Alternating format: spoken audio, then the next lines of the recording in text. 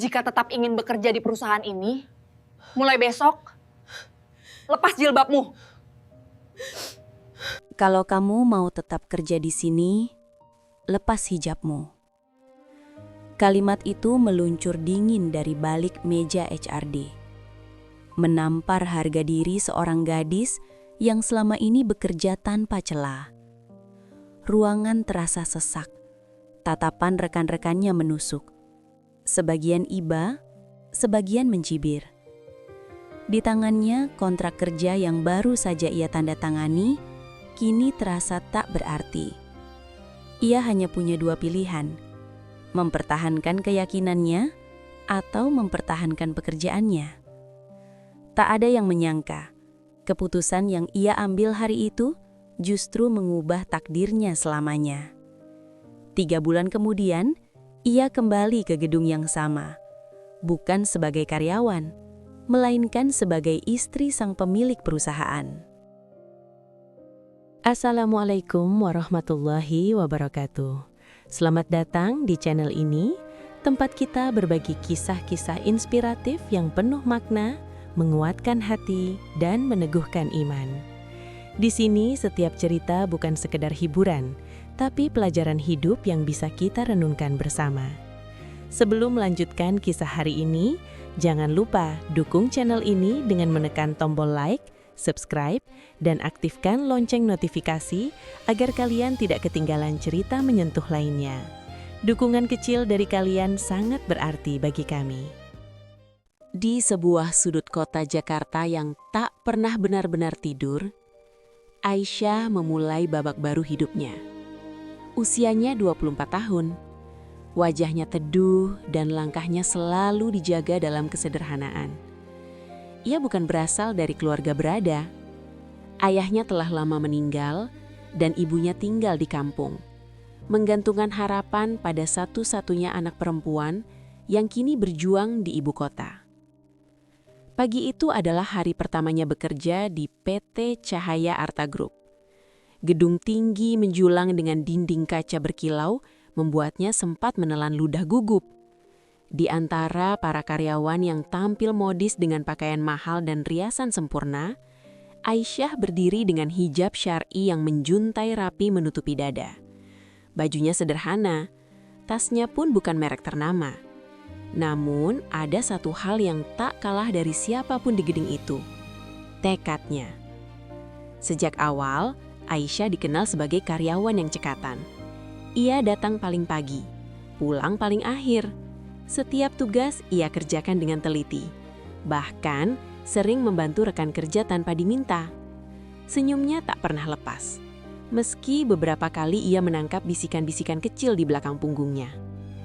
Serius, dia pakai hijab panjang begitu di kantor modern? Coba sedikit lebih stylish, pasti klien lebih nyaman. Aisyah mendengarnya. Ia bukan tuli, tapi ia memilih diam. Baginya, hijab bukan sekedar identitas luar. Itu adalah janji yang ia buat pada dirinya sendiri sejak hari ia memutuskan berhijrah setelah ayahnya wafat. Ia ingin menjadi kebanggaan ibunya, bukan hanya karena karier, tetapi karena keteguhan prinsip.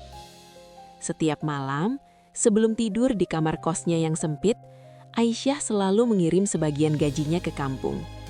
Ia membayangkan ibunya tersenyum saat menerima transfer itu. Bayangan itulah yang membuatnya kuat. Di kantor, performanya sebenarnya tak pernah mengecewakan. Beberapa klien bahkan memuji ketelitiannya dalam menyusun laporan dan presentasi. Namun di balik pujian itu ada juga pandangan sinis yang mulai tumbuh. Perusahaan itu dikenal sangat menjaga citra modern dan internasional.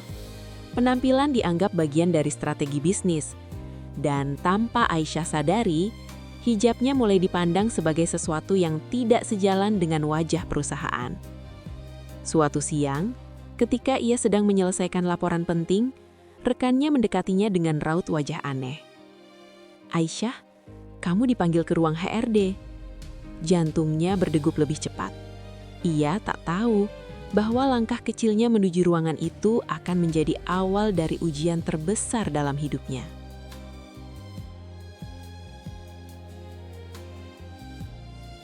Langkah Aisyah terasa lebih berat dari biasanya saat menuju ruang HRD di lantai 3. Lorong kantor yang biasanya ia lewati dengan percaya diri, kini terasa panjang dan sunyi. Beberapa rekan kerja melirik sekilas, lalu berbisik pelan. Entah hanya perasaannya, atau memang ada sesuatu yang berbeda hari itu. Di depan pintu bertuliskan Human Resources Department, ia menarik napas dalam-dalam, lalu mengetuk perlahan. "Masuk," terdengar suara tegas dari dalam. Di ruangan itu sudah duduk 2 orang, Bu Ratna, manajer HRD yang dikenal disiplin, dan seorang supervisor divisi pemasaran. Wajah mereka terlihat serius, tanpa senyum penyambut seperti biasanya. "Aisyah, silahkan duduk," ucap Bu Ratna singkat. Aisyah duduk dengan punggung tegak, mencoba tenang meski jantungnya berdebar keras. "Kami ingin membicarakan sesuatu yang penting," lanjut Bu Ratna. Beberapa klien besar menyampaikan masukan terkait penampilan karyawan front office dan administrasi yang sering berinteraksi dengan mereka. Aisyah mengerenyit pelan. "Masukan seperti apa, Bu?" Supervisor itu berdeham. "Perusahaan kita membawa citra modern, fleksibel, dan global. Beberapa klien merasa penampilanmu kurang sesuai dengan image tersebut." Aisyah mulai memahami arah pembicaraan itu. Tangannya mengepal pelan di atas pangkuan. Bu Ratna menatapnya lurus. "Kami menghargai keyakinan pribadi, tapi untuk kepentingan perusahaan, kami meminta kamu melepas hijab saat jam kerja. Di luar kantor itu pilihanmu." Kalimat itu menghantamnya seperti petir di siang bolong. Sejenak, ruangan terasa hening. Aisyah menunduk, menahan air mata yang mulai menggenang. Ia tidak menyangka kerja kerasnya selama ini ternyata kalah oleh sehelai kain yang ia pakai dengan penuh keyakinan. "Maaf, Bu, apakah pekerjaan saya tidak memenuhi standar?" tanyanya pelan. "Secara performa kamu baik, tapi ini soal citra." Citra, satu kata yang terasa begitu tajam. Aisyah mengangkat wajahnya. Matanya berkaca-kaca, tetapi suaranya tetap berusaha stabil. "Hijab ini bukan sekedar penampilan bagi saya. Ini kewajiban dan prinsip hidup saya. Saya tidak bisa melepasnya hanya karena tuntutan pekerjaan." Bu Ratna menghela napas panjang. "Baik, kalau begitu, kami sudah memberi pertimbangan. Jika kamu tidak bisa mengikuti kebijakan ini, maka perusahaan tidak bisa melanjutkan kontrakmu." Seolah dunia berhenti berputar. Aisyah terdiam beberapa detik. Dalam pikirannya terbayang wajah ibunya di kampung. Biaya listrik, obat-obatan, kebutuhan sehari-hari. Semua bergantung pada pekerjaannya. Namun di sisi lain, ada suara hati yang tak bisa ia abaikan. Dengan tangan gemetar, ia berkata, "Kalau begitu, saya memilih untuk mempertahankan hijab saya, Bu." Wajah kedua atasannya berubah kaku. "Baik, maka hari ini adalah hari terakhirmu di perusahaan ini," ucap Bu Ratna sambil menyodorkan surat pemutusan kontrak. Aisyah menandatangani surat itu dengan perasaan campur aduk. Sedih, takut, tetapi ada juga ketenangan aneh di dalam dadanya. Ia merasa kehilangan pekerjaan, tetapi tidak kehilangan dirinya sendiri. Saat keluar dari ruangan itu, beberapa rekan memandangnya dengan rasa ingin tahu. Ada yang iba, ada yang sekedar penasaran. Aisyah berjalan lurus menuju meja kerjanya, membereskan barang-barangnya dalam diam. Tak ada amarah, tak ada teriakan. Hanya air mata yang akhirnya jatuh saat ia melangkah keluar dari gedung yang dulu ia masuki dengan penuh harapan. Hari itu, Aisyah pulang bukan sebagai karyawan lagi. Ia pulang sebagai perempuan yang baru saja diuji antara dunia dan prinsip hidupnya, dan ia memilih prinsipnya. Hari-hari setelah pemecatan itu terasa panjang dan sunyi bagi Aisyah. Tabungannya tidak banyak. Ia harus menghemat setiap rupiah untuk biaya kos dan tetap mengirim uang seadanya kepada ibunya di kampung. Meski hatinya perih, ia tak pernah menceritakan alasan sebenarnya ia dipecat. Ia hanya berkata, Kontraknya memang sudah selesai, Bu. Setiap malam ia menangis dalam doa, bukan karena menyesal mempertahankan hijabnya, tetapi karena ia takut tak mampu lagi membahagiakan ibunya. Untuk bertahan hidup, Aisyah menerima pekerjaan apa saja. Ia membantu tetangga kos berjualan kue, sesekali menjadi admin online shop kecil-kecilan, bahkan pernah menjaga anak seorang kenalan. Penghasilannya tak seberapa, tapi ia menjalaninya dengan sabar. Suatu sore yang mendung, saat ia pulang dari mengantar pesanan kue, hujan turun deras. Jalanan menjadi licin dan kendaraan melaju tergesa-gesa. Di tengah keramaian itu, Aisyah melihat seorang pria tua berdiri di tepi jalan, tanpa kebingungan hendak menyeberang. Mobil-mobil melintas tanpa memberi kesempatan. Tanpa banyak pikir, Aisyah berlari kecil menghampiri. "Pak, hati-hati, mari saya bantu," ujarnya lembut. Pria tua itu tampak terkejut, namun tersenyum. Tangannya sedikit gemetar saat Aisyah menuntunnya menyeberang di sela hujan dan suara klakson. Setelah sampai di seberang, pria itu batuk ringan. Aisyah segera memayunginya dan memapahnya duduk di bangku halte. "Terima kasih, Nak. Jarang sekali anak muda mau peduli seperti ini," ucapnya dengan suara berat namun hangat. Aisyah hanya tersenyum. "Tidak apa-apa, Pak. Sudah seharusnya kita saling membantu." Tak lama kemudian, sebuah mobil hitam berhenti di depan mereka. Seorang supir berjas keluar dengan wajah panik. "Maaf, Pak Haji, saya mencari Bapak dari tadi." Aisyah terdiam. "Pak Haji?" Supir itu membungkuk hormat pada pria tua yang tadi ia tolong. Barulah Aisyah tahu, pria sederhana yang ia bantu itu bukan orang biasa. Ia adalah Haji Rahman, pendiri PT Cahaya Arta Group, perusahaan tempat Aisyah dulu bekerja. Namun, Haji Rahman tidak pernah terlibat langsung dalam operasional sehari-hari. Usianya yang menua membuat kendali perusahaan lebih banyak dipegang anaknya. "Aisyah?" Gadis itu memperkenalkan diri saat diminta namanya. Haji Rahman memandangnya lekat-lekat. "Namamu indah, Nak. Hatimu juga." Beberapa hari setelah kejadian itu, Aisyah dikejutkan dengan panggilan telepon dari nomor tak dikenal. Ternyata dari sekretaris pribadi Haji Rahman. Sang pendiri perusahaan itu ingin bertemu kembali dan meminta bantuannya untuk pekerjaan administrasi ringan di rumahnya. Aisyah sempat ragu, namun ia menerima tawaran itu, menganggapnya sebagai rezeki kecil yang Allah kirimkan di saat sulit. Di rumah besar namun sederhana milik Haji Rahman, Aisyah bekerja mengatur dokumen lama, membantu mengetik surat, dan merapikan arsip. Ia melakukannya dengan ketelitian yang sama seperti saat masih bekerja di kantor dulu. Perlahan, Haji Rahman mulai mengenalnya lebih dekat. Ia melihat kesantunan dalam tutur kata Aisyah, kesabaran dalam sikapnya, dan keteguhan dalam hijab yang tetap ia jaga meski tak lagi bekerja di perusahaan besar. Suatu hari saat berbincang santai, Haji Rahman bertanya, "Kamu pernah bekerja di mana sebelumnya, Nak?" Aisyah terdiam sejenak. Ia tak ingin membuka luka lama, namun akhirnya ia menjawab jujur, "Di PT Cahaya Arta Group, Pak, tapi kontrak saya sudah berakhir." Haji Rahman mengangguk pelan, tak menyadari bahwa takdir sedang menyusun kejutan besar untuk semua pihak. Pertemuan di tengah hujan itu ternyata bukan kebetulan. Itu adalah awal dari perubahan yang tak pernah Aisyah bayangkan.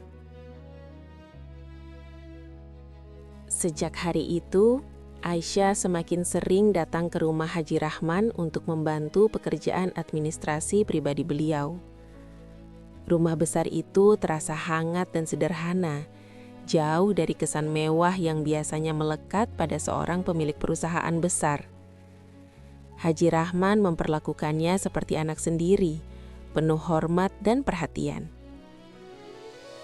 Suatu sore, saat mereka sedang memeriksa dokumen lama perusahaan, Haji Rahman membuka percakapan yang tak terduga. "Aisyah, kenapa kontrakmu tidak diperpanjang di PT Cahaya Arta? Dari cara kerjamu, saya bisa lihat kamu teliti dan bertanggung jawab." Aisyah terdiam. Tangannya berhenti di atas berkas. Ia tak pernah berniat membuka kembali luka itu. Namun sorot mata Haji Rahman begitu tulus, seolah meminta kejujuran.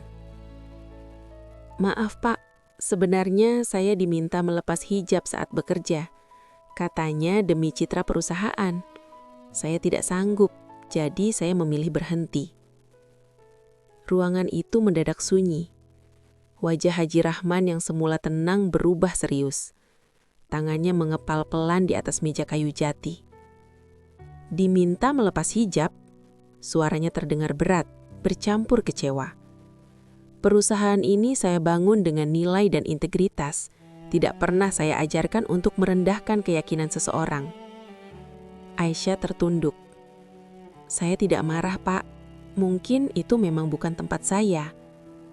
Namun bagi Haji Rahman itu bukan persoalan kecil. Malam itu juga ia memanggil anaknya, Farhan. Farhan adalah direktur utama PT Cahaya Arta Group. Di usia 32 tahun, ia dikenal cerdas, tegas, dan visioner. Di bawah kepemimpinannya, perusahaan berkembang pesat dan meraih banyak klien internasional. Namun dalam prosesnya, Farhan sangat menjaga citra modern perusahaan, bahkan terkadang terlalu jauh. Di ruang kerja rumah itu, ayah dan anak duduk berhadapan. "Ayah dengar ada karyawan yang dipaksa melepas hijab?" tanya Haji Rahman tanpa basa-basi. Farhan terdiam sejenak. Ia tahu persis siapa yang dimaksud. "Itu keputusan manajemen ya, kita harus menyesuaikan diri dengan pasar. Beberapa klien memang keberatan." "Keberatan dengan apa? Dengan perempuan menjaga kehormatannya?" Suara Haji Rahman meninggi untuk pertama kalinya. Farhan menghela napas panjang. "Ayah harus mengerti, ini soal branding." "Branding tanpa hati hanya akan jadi kesombongan," potong Haji Rahman tegas. "Perusahaan ini bukan hanya soal keuntungan, ini soal nilai." Farhan terdiam. Ia belum pernah melihat ayahnya semarah itu. Beberapa hari kemudian, Farhan datang ke rumah untuk melihat langsung sosok yang menjadi sumber perdebatan itu. Saat pertama kali melihat Aisyah sedang menyusun arsip dengan rapi dan menjelaskan laporan dengan suara lembut namun jelas, Farhan tertegun. Ia ingat betul wajah itu, karyawan yang dulu menolak kebijakan manajemen tanpa perlawanan, hanya dengan keteguhan. Tidak ada kebencian di mata Aisyah, tidak ada dendam. Yang ada hanya profesionalitas dan kesederhanaan. Setelah pekerjaan selesai, Farhan mendekatinya. "Aisyah, saya ingin meminta maaf." Aisyah terkejut. Ia tidak menyangka direktur utama perusahaan akan berdiri di hadapannya, apalagi meminta maaf.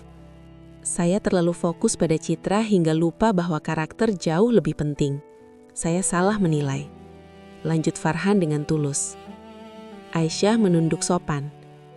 "Saya sudah memaafkan, Pak." Jawaban sederhana itu justru membuat hati Farhan terasa semakin tersentuh. Ia mulai menyadari, perempuan yang dulu dianggap tidak sesuai citra justru memiliki integritas yang tak mudah ditemukan.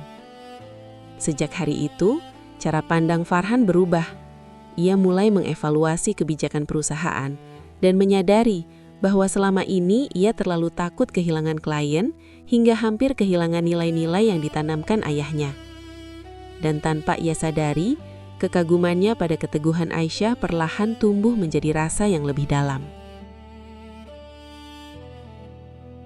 Hari-hari setelah Farhan meminta maaf menjadi awal dari kisah yang tak pernah dibayangkan Aisyah. Hubungan mereka tetap terjaga dalam batas yang sopan. Jika berbicara, selalu ada Haji Rahman di antara mereka. Jika berdiskusi, selalu tentang pekerjaan atau nilai kehidupan. Namun Farhan tidak bisa memungkiri bahwa keteguhan Aisyah telah mengubah cara pandangnya. Ia mulai sering merenung.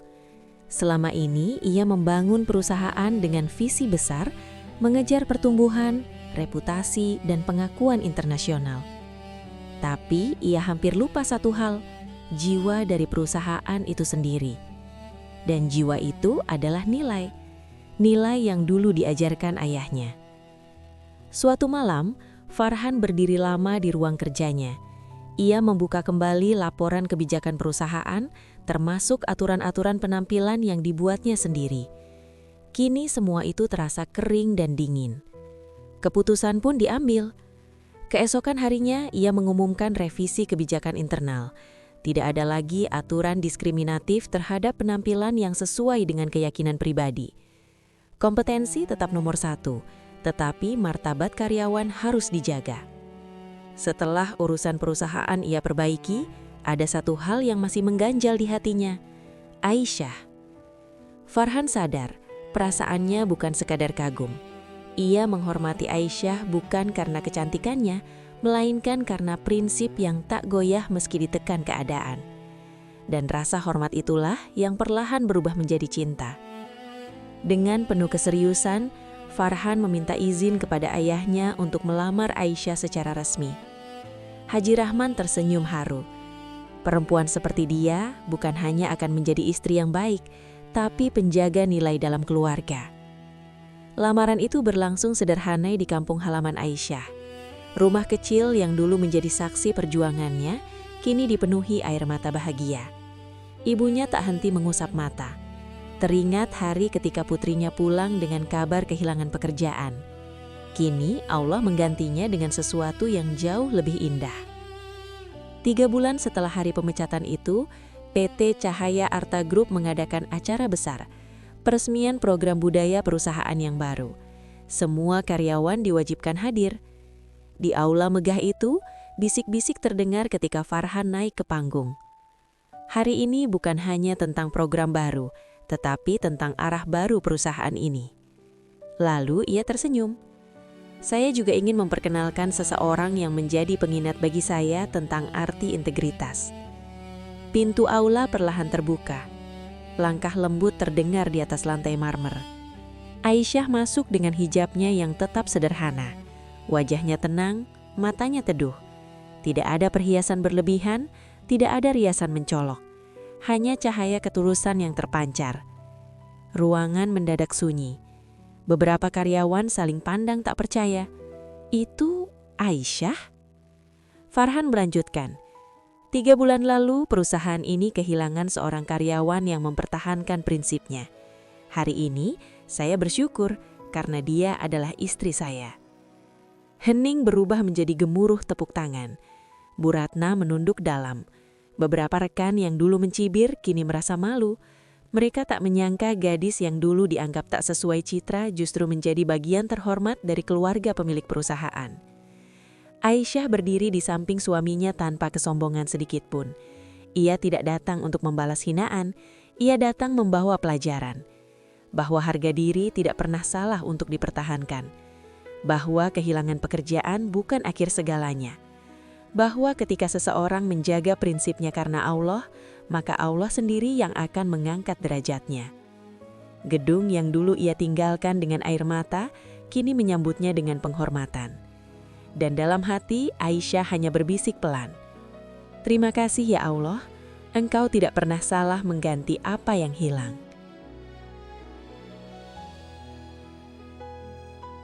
Sahabat semua, dari kisah Aisyah kita belajar bahwa hidup bukan hanya tentang mempertahankan pekerjaan, jabatan, atau pengakuan manusia.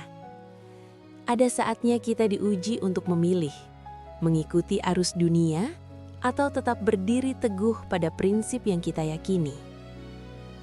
Aisyah kehilangan pekerjaannya karena mempertahankan hijabnya.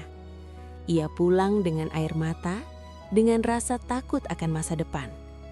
Tetapi ia tidak pernah kehilangan imannya, tidak pernah menukar harga dirinya dengan kenyamanan sementara. Dan lihatlah bagaimana takdir bekerja. Apa yang tampak sebagai kerugian ternyata adalah jalan menuju kemuliaan. Apa yang terasa sebagai penolakan justru menjadi pintu pertemuan dengan jodoh terbaik yang telah Allah siapkan. Pesan moral dari kisah ini sederhana namun dalam. Jangan pernah menjual prinsip demi diterima manusia. Keteguhan hati mungkin membuat kita kehilangan sesuatu hari ini. Tetapi bisa jadi itu adalah cara Allah mempersiapkan sesuatu yang jauh lebih besar. Percayalah, tidak ada pengorbanan karena Allah yang sia-sia. Terima kasih sudah menonton sampai akhir. Jika kisah ini menyentuh hati kalian, jangan lupa dukung channel ini dengan like, subscribe, dan bagikan kepada orang-orang terdekat agar semakin banyak yang terinspirasi. Sampai jumpa di video berikutnya dengan kisah penuh makna lainnya.